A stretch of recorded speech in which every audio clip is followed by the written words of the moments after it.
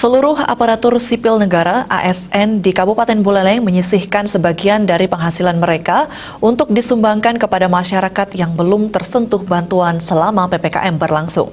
Sumbangan ASN tersebut berupa beras lebih dari 30 ton ini yang mulai didistribusikan Rabu 4 Agustus 2021.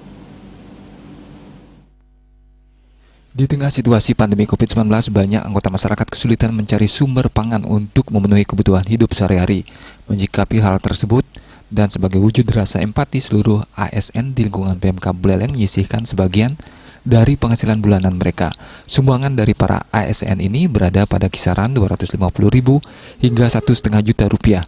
Dana tersebut digunakan untuk membeli beras dengan kualitas baik sebanyak 30 ton lebih.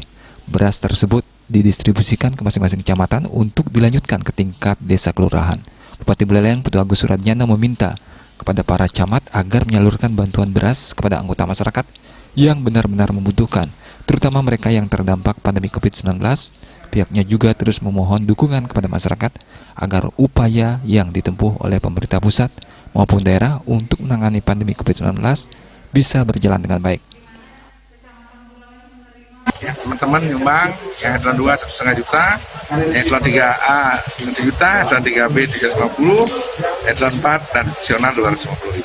Ya, ini dikumpulkan sehingga bisa dipakai untuk membeli beras 31.750 kg atau setara dengan 31 ton lebih.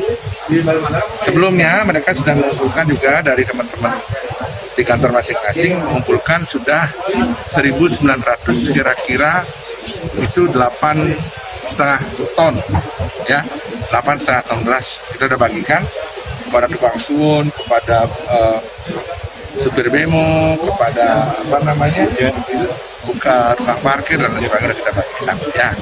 Mudah-mudahan beras bantuan ini bisa mengurangi beban, dan saya minta tetap pada masyarakat taat terhadap protokol kesehatan. Bantuan beras yang disalurkan pemerintah Buleleng bukan dilakukan kali ini saja. Sebelumnya, bantuan paket beras diserahkan kepada anggota masyarakat terdampak yang berprofesi sebagai tukang sapu, tukang parkir hingga supir angkot. Komang Yuda, Bali TV.